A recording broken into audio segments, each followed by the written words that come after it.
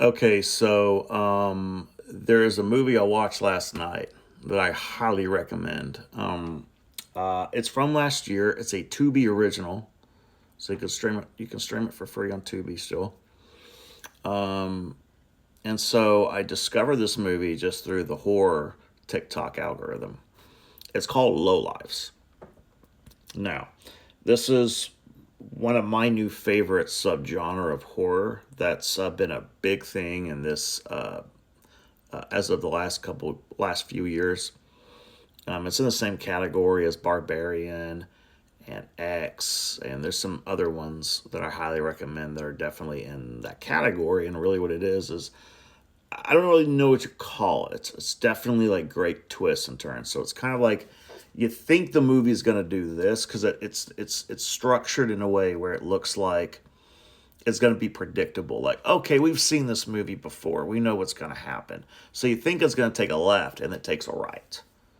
And then you're like, okay, we know where this is going. And then it takes what you think is going to take a right turn. It's going to take a left turn.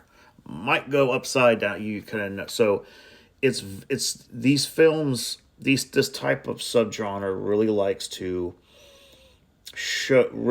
start off by looking like a generic horror film that we've seen a million times, and then even though what it ends up doing is another subgenre of horror, but you didn't think that was the film you're in for. If that makes any sense, it probably doesn't. You have to watch it.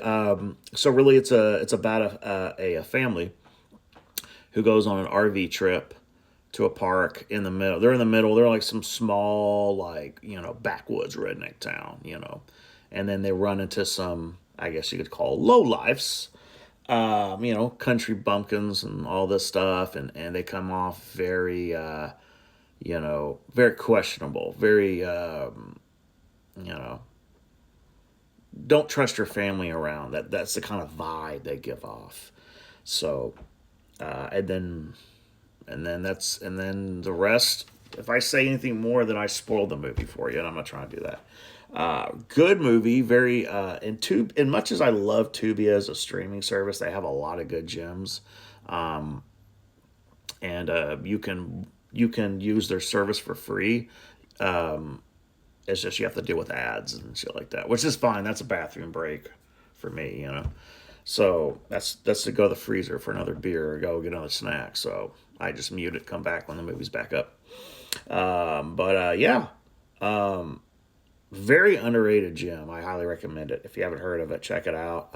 It goes into some wild places, which is it's just what I came for horror movies for. Like the slasher element's always fun and stuff like that. But sometimes you do kind of wish for your characters to be a little smarter than they are. Not to a point where you have no movie, but but sometimes it's like, come on, man, you guys can't be that dumb.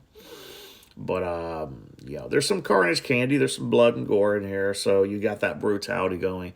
But man, I love when I think you're gonna do this and you do something else, and then it just, I want jaw dropping moments. You know what I mean? Like really, because it's not top, and on top, and you have a few of those in this film. That's one thing I do like that I didn't see coming, and it happens because especially in the horror genre, it as much as I love it, I do feel like it almost feels like we've done everything. So so I like fresh ideas, even if it's even if it's a concept we've done. Can we add something to it? You know. But anyway, great film, great script, great directing, cinematography, great violence. The characters, like, it was very engaging. I was not bored. I was entertained, and then as things happened, I got more and more interesting.